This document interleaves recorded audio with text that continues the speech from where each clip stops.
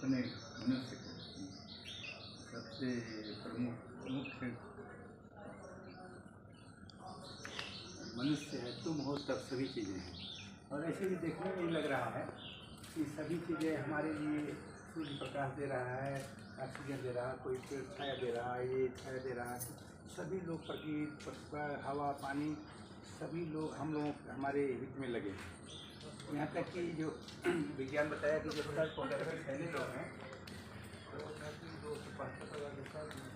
12 प्रकार कुछ प्रकृति में ऐसे जहर हैं जो सर्प शोषित कर लेता है। अगर सर्प न रहे तो मनुष्य जनरेशन ही समाप्त हो जाए। कोई भी प्रकृति के हर कोई हमारे स्वागत में ही, हमारे कल्याण के लिए सब लोग लगे हैं। हम लोगों को हम अपने उस अस्तित्व को नहीं खाली ध्यान दे रहे हैं। तो साहब ने कहा कि हंसा हो चित से सकेरा, अरे हंस तुम हमको हंस कहा कि हंस तुम अभी सवेरा है, जब से ही कोई बात नहीं, 10-20 बरस 50 बरस बीत गया तो कोई समस्या नहीं है।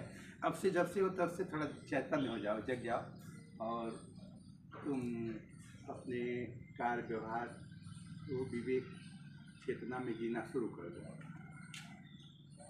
ये बताए कि विवेक चेतना में जीना शुरू कर दो, बस और कुछ नहीं। घर छोड़ो, परिवार छोड़ो, पत्नी छोड़ो, ये करो वो करो, क्या कुछ नहीं।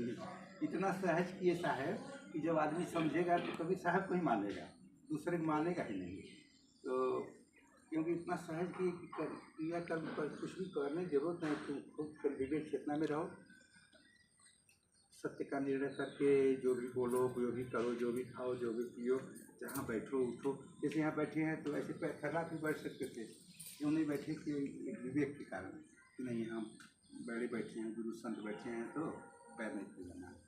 तो ऐसे हर जगह छोटी छोटी बातों का ध्यान रखते हुए हम जीवन को संवार सकते हैं। तो संघ का ये विधि आप संवारे, जैसी कहे करे जो तैसी राग द्वेष निर्वारे, तामे घटे बढ़े रखियों ने यही विधि आप संवारे।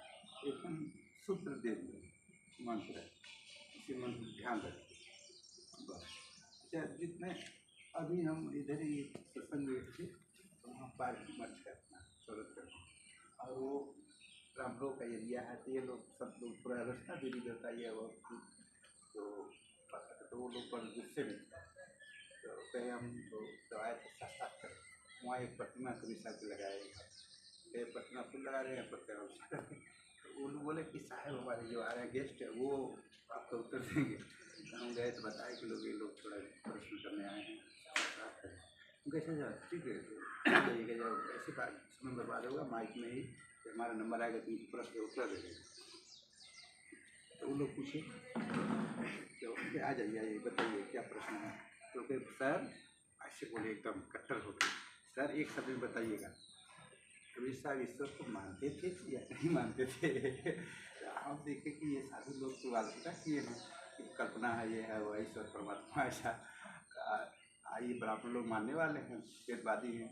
तो हम दोनों को बैलेंस कर दिए तुरंत। हम कहें कि हमें ऐसा बैलेंस करना चाहिए। हम कहें हाँ ईश्वर को मानते थे। कबीर साहब ये साधु लोग खबलाए थोड़ा कि साहब हमारे विपरीत बोल रहे का, क्योंकि मानते थे उसी ईश्वर को, इस ईश्वर को हमारा वेद मानता, उपनिषद भारतीय दर्शन, हमारी गीता भारतीय मानता है, हमारा शास्त्र मानता है।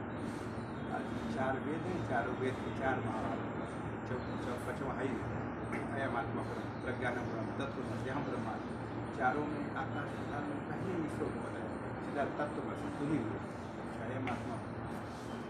थोड़ा और समझा दिए शास्त्र, उसी नहीं कि शास्त्र के हिसाब से समझा दिए। चिंता 1 मिनट में चुप हो गए। कोई प्रश्न नहीं। अब एक तो बोले कि कोई प्रश्न जो आप बोलेंगे वही सुनना है। हम कहेंगे अच्छा, तो ये गिरी और खड़े हुए कहिए थोड़ा सा और है। कबीर साहब तो मूर्ति का विरोध करते हैं, ये आप खुद प्रतिमा का अनावरण करने आए। हम कहें नहीं स्मारक है, ये मूर्ति नहीं, स्मारक जवाहरलाल गांधी जी, अम्बेडकर जी किसी प्रतिमा लगी है और स्मारक है कि महापुरुष के हमारे देश हमें भी ऐसा अच्छा काम करना चाहिए, बस इतना। प्राण प्रतिष्ठा करते हैं, जब प्राण प्रतिष्ठा कर दिए तो देवी देवता तो मानवीय तीर्थ हो गया, वहाँ भोग लगाओ, पंखा चलाओ, फिर गर्म लगे, मनुष्य जैसा हो गया, वो जीवित विक्रम मानते हैं आप। और फिर उसके लिए देवता को बैठा के प्रतिष्ठा कर दिए टाइम पर नहीं भूख लगेगा, टाइम पर आदमी को भोजन नहीं मिले तो दुखी हो जाएगा, नाराज हो जाएगा। अब तालापन करके चल दिए रिश्तेदारी देवता, वैसे ही तो शास्त्र आपको बोल रहा है कि आपको पाप लग रहा है, और पैर धर करके सो गया, हम हो गए, बच्चा सो गया तो आपको अपराध लग रहा है।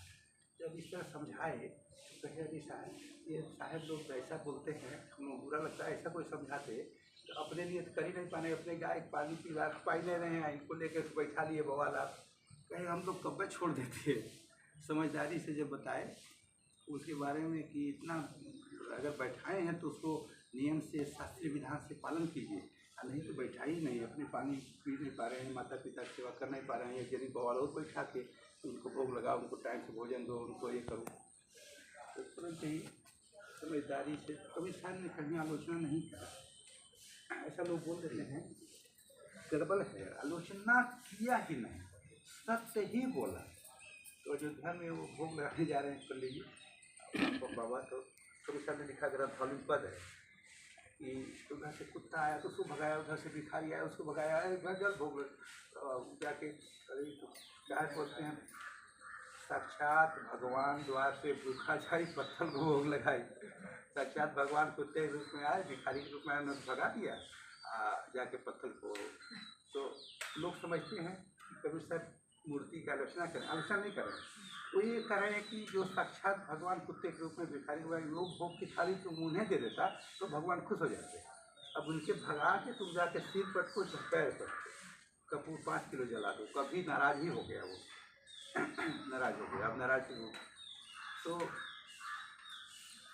हमारी जो भारतीय दर्शन संस्कृति है वो आलोचना के कहीं कारण नहीं रही, कुछ ब्राह्मण संस्कृति में जोड़ दिया, इधर उधर नहीं समझने के कारण, व्याख्या नहीं समझे तो जोड़ देते हैं। एक दिन ऐसे सभी जगहों में हमारे जो कवि साहब के जो व्याख्या करता है विजय के या किसी के, जैसे एक व्याख्या करता अपने ढंग से जो विचार आया वो सब लिखा, पता चला कि दूसरा व्याख्या करता दूसरा, तो लेकिन वास्तविक सत्य वो कहना क्या चाहते हैं अपने विचार लागू कर देते हैं, इसी में भटकाव हो जा रहा है, नहीं कोई समस्या नहीं। तो सदगुरु साहब ऐसे एक ऐसा दर्शन दिए कि समाज को सभी समस्या समाज की समाधान होकर व्यक्ति की अपनी समस्या समाधान होकर हम अच्छा काम कर सकते हैं। तो हमको विवेक चेतना में रहना है, बस इतना ही ध्यान रखना है हमेशा। बोलिए सदगुरु कबीर साहिब की जय, संत समाज की जय। ये बन गया।